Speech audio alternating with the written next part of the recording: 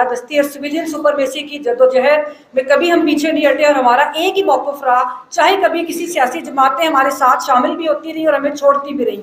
कभी किसी सियासी जमात को हमारा मौक़िफ़ पसंद आता था, कभी किसी को, लेकिन हमारी जो कमिटमेंट है पूरी बार के सामने है। LFO की जद्दोजहद थी तो हमने हमारे हामिद खान साहब की सरबराही में प्रोफेशनल ग्रुप ने उसको लीड किया, वकला तहरीक थी। इसके अलावा जजेस के जो इशूज़ है सीनियरिटी के हवाले से, उनके अपॉइंटमेंट्स और इंडक्शंस के हवाले से आज भी हम लोग अपने प्रिंसिपल्स के ऊपर खड़े हैं। मैं सिर्फ एक चीज़ ऐड करूँगी कि पहले ये होता था कि जुडिशरी गलत फैसले करती थी, अब ये है कि जुडिशरी फैसले नहीं करती। और आपने देखा कि 4 माह से खवातीन, मासूम शहरी और जो सियासी वर्कर्स हैं उनकी बेल्स को इन्होंने डिसाइड नहीं किया, और अब हमें फिर पता चला है कि उन FIRs के अंदर एडिशन करके तो दोबारा उनके ऊपर इन्होंने इंटेरोगेट या इन्वेस्टिगेशन उनके ऊपर शुरू की। इसका मकसद ये है कि उन शहरियों को जो, क्योंकि बेल्स का डिसीजन का वक्त आ रहा है, तो इसको मजीद प्रोलॉन्ग किया जाए। इसी तरह पाकिस्तान की तारीख में जो खवातीन सियासी वर्कर्स का जज्बा हमने अब देखा और जिस तरह खवातीन की शमूलियत थी, उसको डिस्करेज करने के लिए जो किया जा रहा है उसमें जुडिशरी बराबर की शरीक है।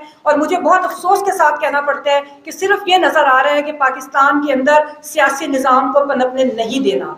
ज़ियाउल्लाह कहता था कि आइन 12 सफ़ों की किताब है, और अब हमें नजर आता है कि वो 12 सफ़े भी इन्होंने गायब कर दिए। तो बड़े अफसोस है हमें सारी सिचुएशन के ऊपर। मुझे नहीं पता कि पाकिस्तानी रियासत ने दिवालिया हुई है या नहीं हुई, लेकिन अवाम जो है वो दिवालिया हो गए हैं।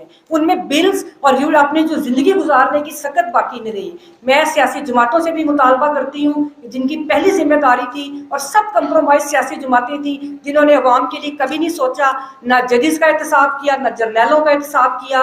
और अब मैं इनसे मुतालबा करती हूँ कि आप अपने मंशूर के ऊपर, और बल्कि पाकिस्तान की अवाम से मैं ये रिक्वेस्ट करूंगी कि आप लोग अपनी आवाज़ उठाएं कि ये सियासी जमातें वाज़े तौर पे अपने मंशूर के अंदर लिखें कि इन्होंने क्या प्रोग्राम देना है, मुआशी प्रोग्राम क्या होगा, कि अवाम के जो मसाइल हैं IMF से बाहर निकल के ये किस तरह पाकिस्तान के अवाम के लिए ये बात करते हैं और क्या प्रोग्राम देते हैं, वाज़े प्रोग्राम, मुआशी प्रोग्राम दें। और दूसरी बात, जजेस और जर्नैलों के एहतसाब के लिए भी ये एक वाज़े प्रोग्राम दें। और आखिरी मेरा जो एक मैसेज है वो जुडिशरी के लिए है कि ये बिल्कुल दुरुस्त है कि जब भी जुडिशरी के ऊपर इस्टेब्लिशमेंट ने हमला किया, हमने हामिद खान साहब की सरबराही में हम उनके साथ खड़े हुए हैं। लेकिन आपने देखा कि जुडिशरी के लिए बड़ी मिसालें मौजूद है, बहुत इंटेग्रिटी वाले जजेस हमारे जुडिशल निज़ाम का हिस्सा रहे हैं। कॉर्नेलियस साहब थे, जस्टिस कॉर्नेलियस थे, उनके बाद जो KM समदानी साहब थे, रुस्तम कियानी साहब थे। इन लोगों ने कभी इस्टेब्लिशमेंट से कंप्रोमाइज़ नहीं किया। और आखिर में आपने देखा जस्टिस वकार सेठ साहब थे।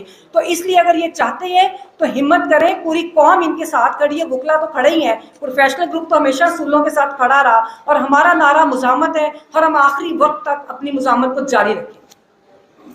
सर